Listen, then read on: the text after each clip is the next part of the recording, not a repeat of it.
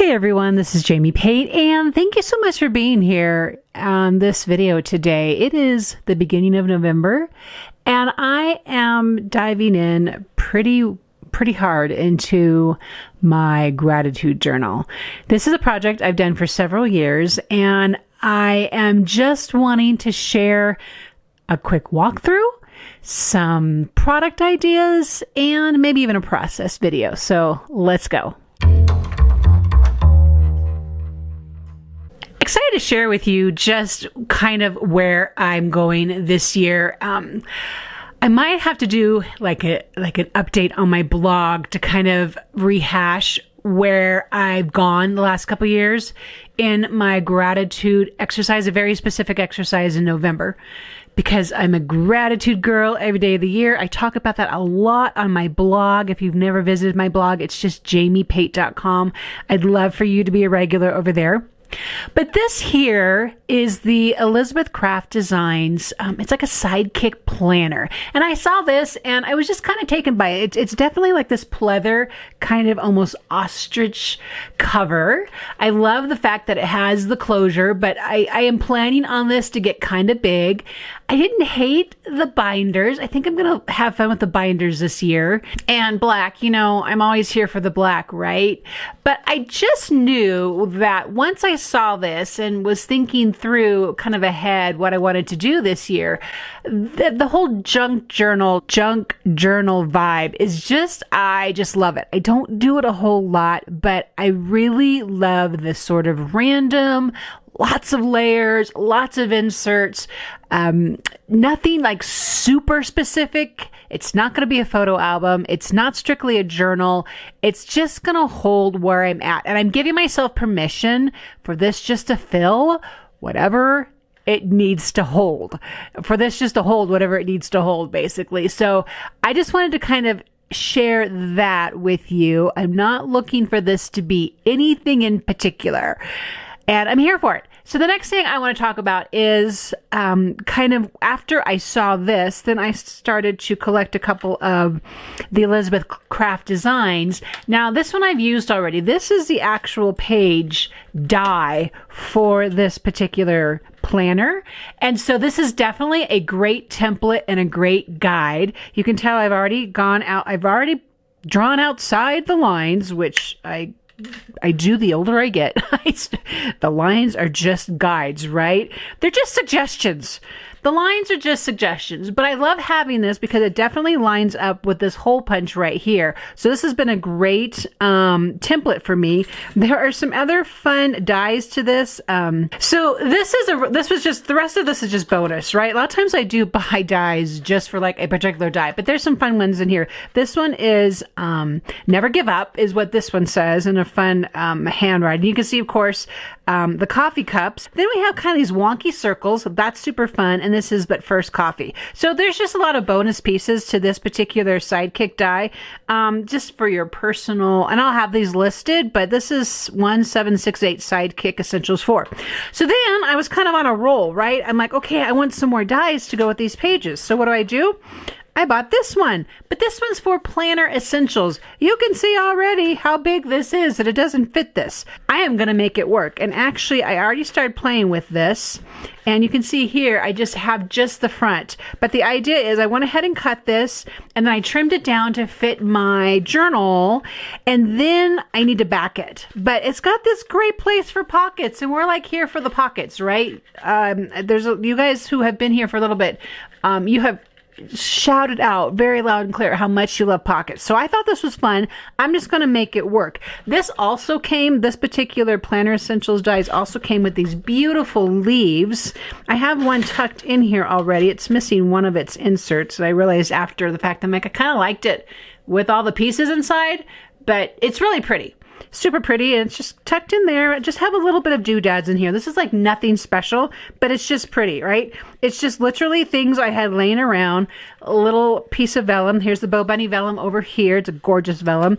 And I have this negative to this leaf that I've cut out, and this is just a scrap of striped paper. I'm telling you, this is where I'm going here with this. This is exactly what I'm going. Okay, so the next thing I want to share with you guys is I'm a little distressed obsessed right now. And what I mean by that is just, I'm really having fun just making backgrounds. Like you can see here, this is a background. And then I brought this flower field stamp in here from scrapbook.com and just made like a opening card with it. But these are probably my most favorite fall colors to work with.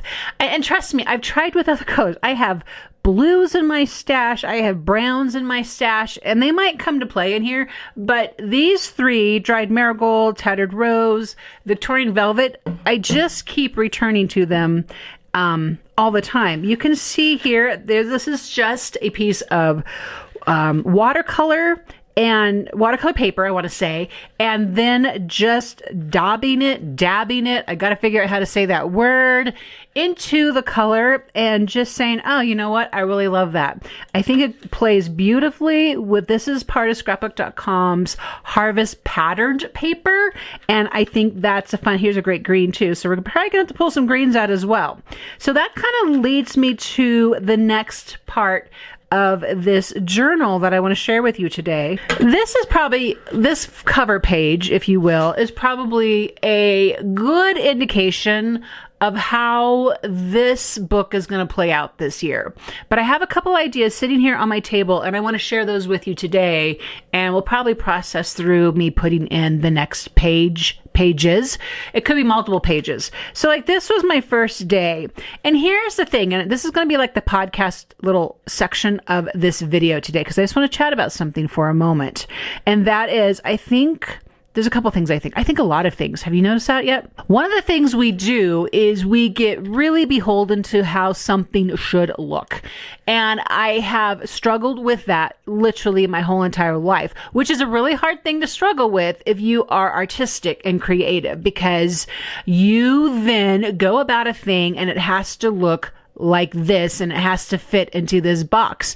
And I've continued to learn and I continue to build upon the reality of no, it doesn't actually. It has to fit wherever I'm going at the time. So where am I going with this? This is where I'm going with this. I think we think of a gratitude journal as something that is full of pages with lines and we are journaling. Now, that is a part of a gratitude journal. Yes, not denying that whatsoever. Don't hear what I'm not saying. I'm not saying don't journal in your gratitude journal. I would never say that. I'm a huge journaler. I write daily. I write a lot during the day. It's another habit that I've developed in my life. That's not what this has to be strictly. So while I said, here's my first page, I worked on this here and I'm going to go ahead and show you these next little couple pages. These are just backgrounds first, right? And then I layered some elements on top of them. And this was a meditative process for me. While it didn't strictly say I'm writing about my gratitudes today, it was a time and a stillness, especially, I did this in the evening, and I'm not a big crafter in the evening, but I'm kind of changing my ways right now. It's become a slowdown to a very busy day. To get in here of an evening and just make something without this huge, hard idea that I'm trying to make it look like something, and what joy that has brought me. It's really filled a place that I've needed to have filled. And so that became this meditative process of making a thing, paying attention to my thoughts, slowing down in my day, listening to some real gentle music, enjoying the relative quiet, and finding just, I guess what I want to call is a spirit of gratitude and just being really super thankful in that moment. Now, will that translate possibly into writing? Yes. As a matter of fact, that's going to translate into writing on this next portion of the album that I want to work on. And that is this photo right here, and deciding, of course, where it's going to go. But this photo has a story behind it that I really, really want to share. And so it's going to find its way into my album one way or another, either across from it or behind it. I see how I write photo. This is what I write on the back of my paper, so I know what paper it is. Right on the back of your paper, people. I have so many different substrates in here. I've started like, this belongs to this paper. This is heavy stock. This is scrapbook ultra smooth. This is whatever. So that's what that is. Okay. I digress. So this is going to have a story on it somehow, some way, and we're going to kind of process through that today. Okay, so the podcast portion of this video is completed, and we're just going to take the next few moments and I'm going to just show you kind of how I'm actually working in my album. Okay, so what I'm going to do right now, this is one of the ways I'll be using this. Now, what a person could do is just sit down and just cut out a bunch of papers, especially if you have like scraps of paper. And I want to show you something that I'm doing with that. I've kind of been talking about scraps of paper lately on my Facebook page and how people are organizing things. Actually, this is a whole project in here that's organized, but for the most part, I'm using these envelopes to keep my scraps all in one place, especially in a colorway. It's been working out really well. There's a lot of pinks in here. This is from another project I worked on. There's some die cut pieces in here already, some stamps, some stenciled pieces already. I'm just not going to throw them away. And here, this is a very small stash, but this is a colorway of greens and browns. And I just love having these at the ready. And so I'm kind of particular about, do I have a scrap that I can use before I cut up a full sheet of paper? So that being said, I would probably take this and then just go cut a bunch of those up. And then I already have them at the ready. Here I'm looking for my pencil and it's sitting on the table. I know I'm going to go ahead and put this into the book. And since it's already been distressed and altered, I do not want to run it through my machine. I'm just going to go ahead and put the holes through here. And I found a new appreciation for my multi-hole punch, and that is for these binder holes. A lot of times these guys didn't have a good size for these binder holes. Actually, I think it's 3/16. No, I'm going to go quarter. But the 1/4 inch, yeah, it's the 1/4 inch is such a great size for these binder rings. And that might not sound like a big deal, but it was a big deal to me for a long time, because what happens is that these cards can get caught on the rings instead of just turning nicely. And I need my things to play together nicely. Okay, so I have that punched. I'm just gonna pop it in there. You can just see those holes are just perfect. I know, I keep kind of going on about that. This is one of my scraps, and I used that die, the page die, and it's shorter, and I'm fine with that. And then I just ripped the edges because I had kind of weird wonky thing there. And so now I'm probably going to add a quote here. But what I'm going to do now, I had a request for a tutorial for how I'm coloring these pages. And so we're just going to go and do that for the process part of this video. So I've grabbed watercolor paper, and on the textured side is where I'm going to start. I've grabbed my sprayer and my inks. I'm going to start here with the Tattered Rose and a couple of sprays on this surface. Then the Dried Marigold, and I'll finish up with the Victorian Velvet. I really like to use the Tonic Studios Tim Holtz matte, this craft matte side. I don't know, for some reason it just allows for a better result when I'm doing this technique. I'm going to repeat this process over and over again. I'm grabbing some paper towel right now, and I'm going to blot those extra little concentrations of color, if you will. But I'm going to repeat the blotting the paper into the ink, blotting some of the color off with paper towel, and then drying. Now that's beautiful the way it is. I could have very well stopped right there. I went on, I added just a little bit more color, and then you can use the water to kind of move it around. And then, like I said, I'm just repeating this over and over again.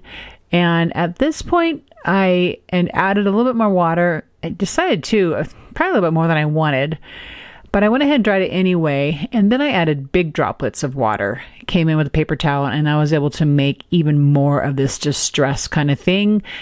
I don't like letting ink go to waste, so now I'm going to use the smooth side of the watercolor, and I'm going to talk about this here in the next portion of this video. Okay, now I wanted to come back in here and just reiterate, this was done on the right side of the watercolor paper. It's more textured, and the color kind of likes to soak in a little bit more to that surface.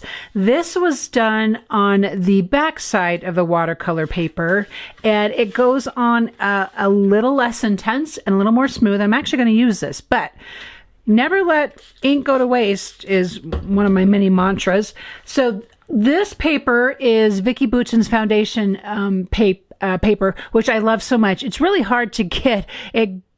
as soon as it's in stock, it blows out again. So I always make sure I have at least one full pack on, and when I get low, I get nervous. But I just want to soak up the rest of this color with this, and I'm just going to set this aside to dry. It's going to be super light because there's not a whole lot of color left on my mat here, and that's okay. There's a lot of water here as well, but it's still going to be fun to have this for some other time. So that's going to be really pretty when it dries. So again, I'm just setting this aside. I'm not going to dry it with my gun or heat tool. I guess it's not a gun. I guess it's a heat tool. And then here's a little bit more of that same paper, but it just had like this, I don't know, it might be like a 4x5 piece of paper. And another thought too, if I had mentioned this already, then I might be repeating myself, which is okay. I can repeat myself. And I'm just going to clean the rest of this up, and we'll be done with this for now. But the other thing for me, because this kind of came out a little more intense, this would be great with these dies right here. This could make, and then it could probably even make, I don't know, I'm kind of going on here, just thinking if I did some sort of design with these leaves themselves, then I might have a fun kind of see-through negative piece to use in my book. You might see that coming soon, but we're not here for that right now. I'm going to clear the deck, and so we're going to finish with this today.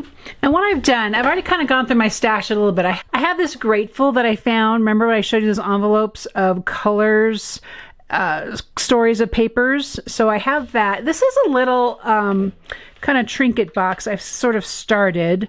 It's not perfect, but I'm just trying to figure out how to best kind of, when I just, look at all these butterflies. I just cut them and then I have them, but I want to make sure I use them again. Like this butterfly here, pretty sure I'm going to use that.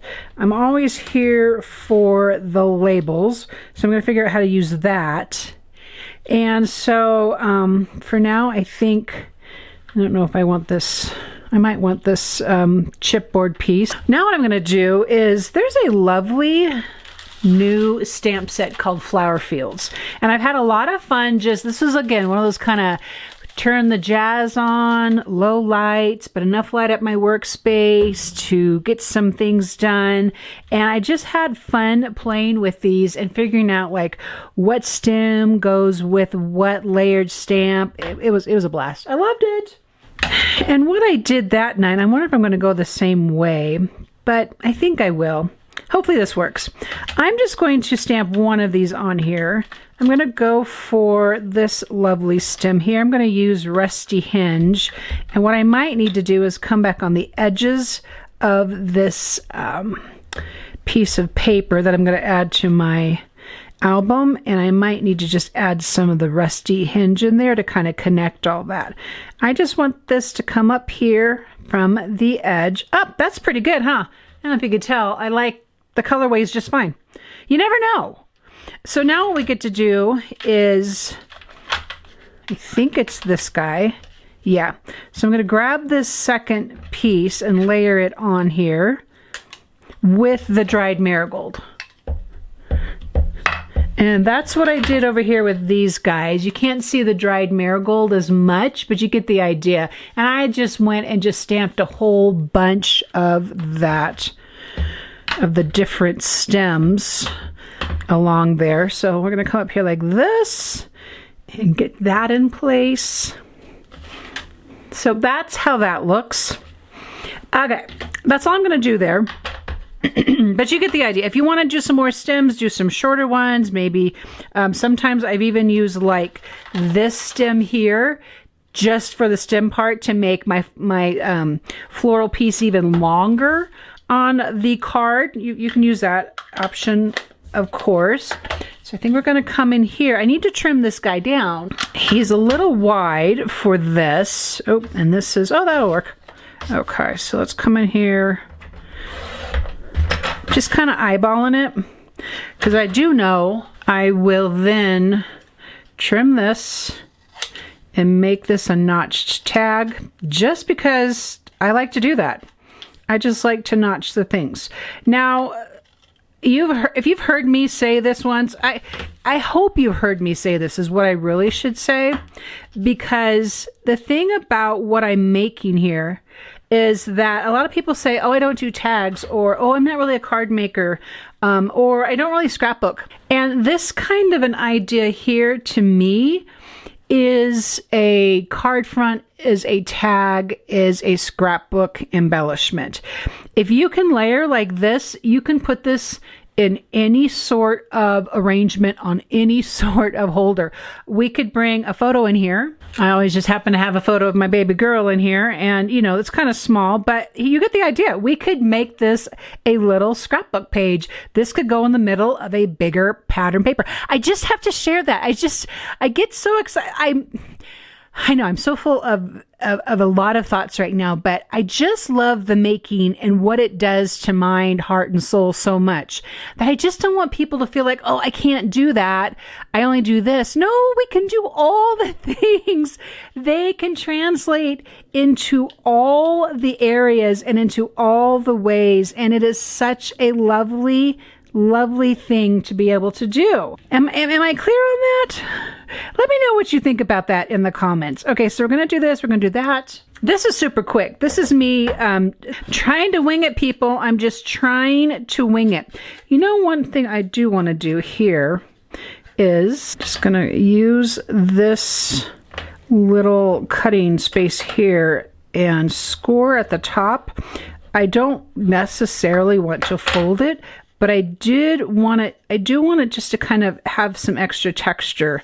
And so scoring it kind of helps since I'm working with a really small space here. So then when it comes up here, it's going to be at the top and just kind of distressed and hanging out. Because I love to be able to see elements from a previous page. And I'm pretty sure I'm going to go ahead and let that live there. And so let's do this and get that in place. Literally a label that's just hanging around. If you have any digital elements and you can print out labels, I suggest that, or stamp them. If you have any, try and bend it while you're at it too, because that will definitely help. If you have any label stamps, then stamp a whole bunch of them and put them in a little envelope or a little box and keep them, because they are great layering elements. I think my butterfly needs a glue dot. I don't really want, I'm going to put the glue dot right there on the table. That's exactly where I wanted that to go. Okay, here we go. Trying it again.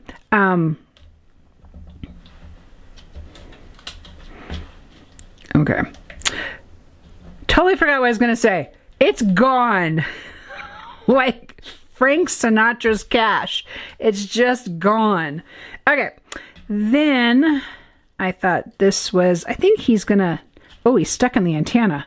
I think he's going to play up there. Just kind of, you know, just this sort of little layering element.